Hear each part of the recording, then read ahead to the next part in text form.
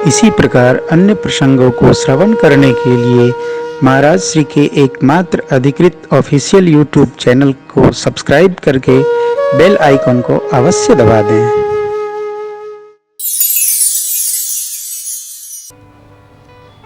हमारे गांव के पास एक गांव है।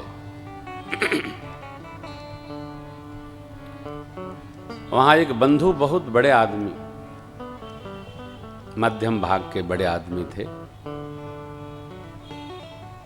वो ब्याज पर पैसे चलाते थे और उनका ब्याज इतना तगड़ा होता था कि जो ले जाता था वो अपना खेत वापस आके उनको लिख देता था। ब्याज पर ब्याज, ब्याज पर ब्याज, ब्याज पर ब्याज। तो सब ब्याजू लोगों को रात में नींद नहीं आती कि वो जोड़ते रहते हैं कल किसकी तारीख पड़ेगी। सब काम छोड़ के ब्रश किए सीधे उन्हीं के यहाँ चाय पिएंगे और जो कुछ होगा लेंगे, नहीं तो हिसाब में आगे बढ़ा देंगे।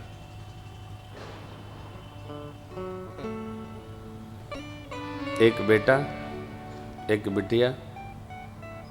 लोगों की आह का परिणाम हुआ कि लड़का चल बसा। लड़की घर छोड़ के चली गई, अपने घर रहती है और उनका भोजन दूसरा बनाता है, तब वो अब खाते हैं। पर उपकार बचन मन काया, संत सहज स्वभाव खगर आया। संत का कोई देश नहीं होता, संत का कोई वेश नहीं होता। जिसके स्वभाव में दूसरों का भला करने का आ जाए वह व्यक्ति संत है, वह जीव संत है। विनय में, प्रार्थना भाव में पूज्यपाद गोस्वामी जी लिखते हैं, कबहूँ कि हों एही रहनी रहों गो, के ही रहनी साधु की, संत की। श्री रघुनाथ कृपालु कृपाते, संत स्वभाव गहों गो, कबहूँ कि हों एही रहनी रहों। संत का स्वभाव क्या है? अत यही पर उपकार। असंत का स्वभाव क्या है? दूसरे का बिगड़ जाए, अपना भला हो न हो दूसरे का बिगड़े, ये असंत का स्वभाव है।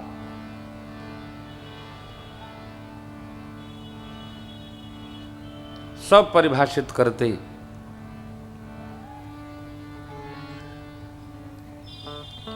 सन इव खल पर बंधन करई। सन माने पटसन।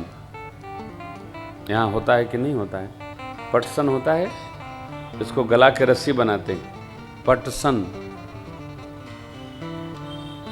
उसको खल कहा है मानस में। सन इव खल। खल कौन? तो सन क्या करता? पर बंधन करई, दूसरे को बांधने में अपने शरीर को गला देता है। तो क्या करता है? तो विपत्ति,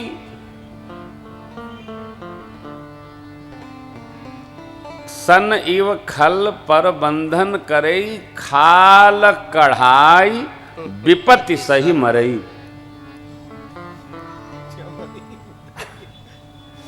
अपनी खाल खिंचवा देता है जो दूसरों के बांधने के काम आती है। ये इसको दुष्ट कहते, असंत कहते। अपने को गला के भी जो दूसरे को विपत्ति दे, दूसरे के बंधन के उपयोग आवे, उसको असंत कहा मानसकार में।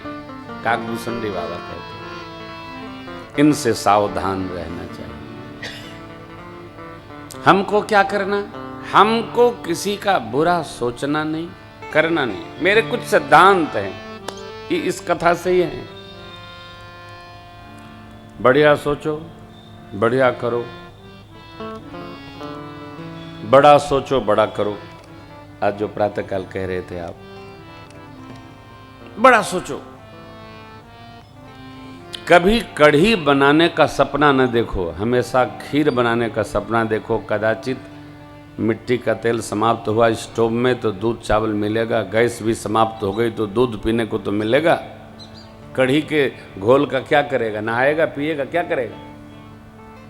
स्वप्न भी देखना है तो बड़ा देखना चाहिए। हम एक लक्ष्य गौदान कर रहे हैं। हम तो गंगा जी हरिद्वार के गंगा स्नान कर रहे हैं, श्रीधाम वृंदावन बांके बिहारी जी के सामने खड़े दर्शन हो गया, बाद ठाकुर का भोग लगा के चकाचक लस्सी पाए रहे। स्वप्न हमेशा बड़ा देखा जाए और सोते नहीं। महामहिम कलाम साहब कहा करते थे, सपने वो हैं जो जागृत अवस्था में देखे जाएं। अब पूर्ण करने हेतु यात्रा प्रारंभ हो। मेरे भगवान वन में हैं, भगवान अयोध्या जी में नहीं है। लोग राम जी के रामत्व पर अनेक प्रश्न खड़े करते।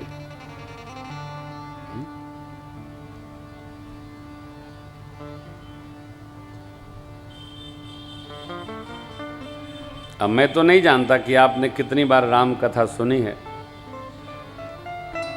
परंतु ऐसा हमको लगता है कि आपने राम कथा कम सुनी है, कि हम श्रोताओं की नब्ज समझते हैं। कम सुनी है आपने राम कथा।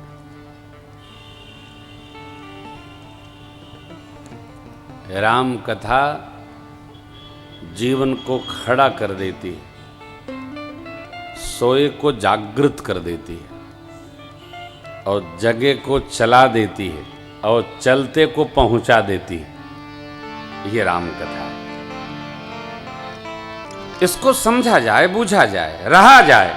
ये कहने की कथा नहीं है, राम कथा रहने की कथा है। भगवान ने यहां साम दाम दंड भेद, साम दाम दंड भेद चारों नीतियों का प्रयोग किया है सुग्रीव के साथ। फिर प्रवर्षण पर्वत पर प्रभु चातुर्मास्य करते हैं। चातुर्मास से संपन्न होने के बाद लक्ष्मण जी को भगवान ने आवेश देकर भेजा है। इधर जामुन जी, हनुमान जी आदि सब ने मिलकर कपियों को संदेशा भेजा है। सब लोग आए हैं। सुग्रीव जी ने तारा जी, अंगद जी को भेजा। लक्ष्मण जी का आवेश शांत हुआ। फिर सुग्रीव को लेकर लक्ष्मण भैया प्रभु के सिर चरण में पधारे हैं। सुग्रीव आते ही क्षमा याचना करने लगा। देखिए, लापरवाह है आदमी, लापरवाह आदमी का हथियार है क्षमा कर दीजिए। क्षमा भी शीघ्र नहीं मांगना चाहिए। सुग्रीव जी बहुत अच्छे लापरवाह हैं। अरे भगवान कह रहे हैं सुग्रीवहु सुधि मौरि बिसारी पावा राज कोश पुर नारी। राज पा गया सुग्रीव, मैं प्रवर्षण पर्वत पर हूं। कोश पा गया, परिवार पा गया, भूल गया मेरा कार्य। सुग्रीव ने आते कहा, नाथ विषय हर लीने ज्ञाना। हे प्रभु, विषयों ने मेरे ज्ञान का अपहरण कर लिया। आज प्रातःकाल स्वामी जी के फैक्ट्री पर गए थे लाडी के, तो बोलना तो था नहीं। मैं इन लोगों के सारे प्रश्न सुनता रहा और ये था कि चलो स्मरण रहा तो कथा में समाधान करेंगे। किरण बहन ने एक बड़ा अच्छा प्रश्न किया। महाराज श्री घर में रहते हैं तो घर का ही काम सबसे अच्छा लगता है, कथा में आते हैं तो लगता है ये सबसे अच्छा है। तो ये दोनों में रहकर और दोनों में समन्वय कैसे बनाया जाए, यही है ना, थोड़ा कठिन है।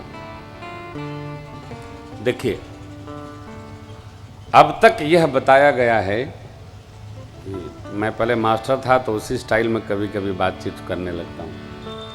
अब तक हमने पढ़ा कि ये घटनाएं हुई।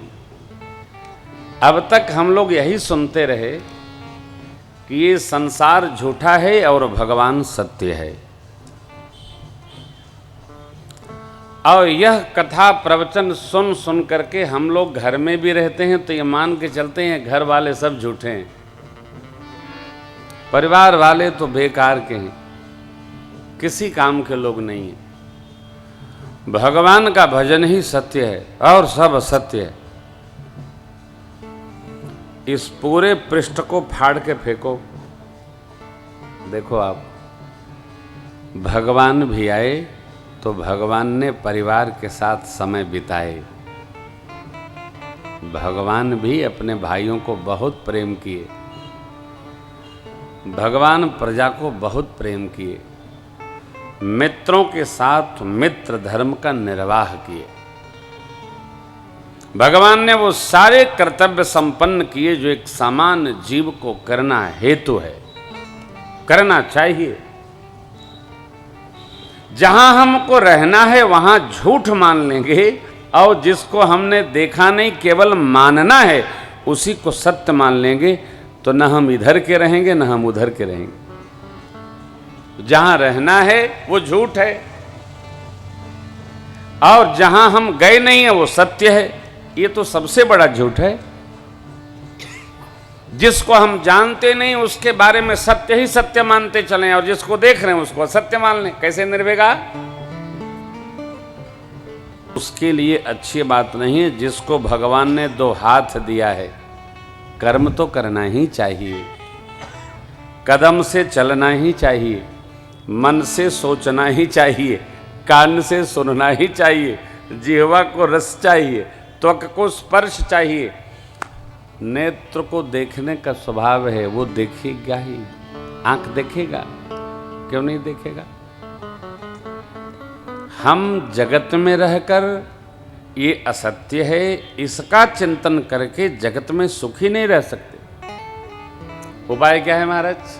उपाय ये है, जगत के प्रेम को धीरे धीरे साध कर भगवान की ओर लेकर चलो। धीरे धीरे चलो। जगत में लपटाना नहीं है, जगत में व्यवहार करना है। बिना व्यवहार के रहा नहीं जा सकता है। परिवार पालन के लिए व्यापार करना होगा, नौकरी करनी होगी, परिवार चलेगा। मैंने देखा है जब लोग विवाह कर लेते हैं, बाल बच्चे 2-4 हो जाते हैं, तब उनको ब्रह्म ज्ञान जगता है। संसार झूठा है। ब्याह के पहले तेरा ब्रह्म ज्ञान कहाँ था? ये तो विवाह के पहले ब्रह्मवेत्ता होना चाहिए ना। घर में हुआ खटपट तो चलो बाबा के मठ पर, ऐसा कैसे चलेगा? ऐसा नहीं। ब्रह्म ज्ञान ब्रह्मचर्य आश्रम में नहीं जगता है। जगता कब? जब समस्याएं सिर पर खड़ी हो जाती है। ये तो बोधना हुआ। विरक्ति तो तब आवे जब आपके पास कोई रिस्पांस का व्यवहार नहीं है, कोई रिस्पॉन्सिबिलिटी नहीं है, कोई उत्तरदायित्व नहीं है। चलो विरक्त हो? नहीं नहीं नहीं नहीं नहीं। और देखो अब विरक्त हुआ नहीं जाता, जीव विरक्त होकर जन्म लेता है। विरक्ति जन्म जन्म के संस्कार का परिणाम है। हम तो नहीं हो सकते, कदापि नहीं हो सकते। हम तो आसक्त जीव हैं, हम गृहस्थ हैं, अनुरागी हैं, हम विरक्त नहीं हो सकते। सीधा कहते हैं असंभव। जो होता हो नहीं। हम भगवान की कथा गाते हैं।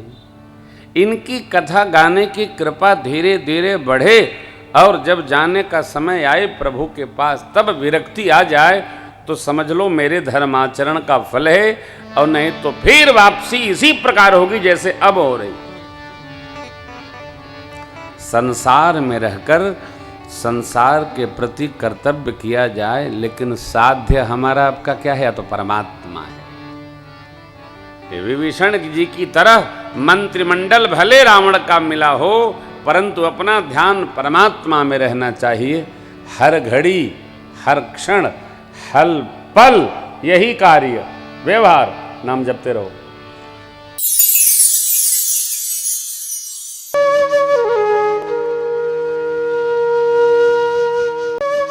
इसी प्रकार अन्य प्रसंगों को श्रवण करने के लिए महाराज श्री के एकमात्र अधिकृत ऑफिशियल YouTube चैनल को सब्सक्राइब करके बेल आइकन को अवश्य दबा दें।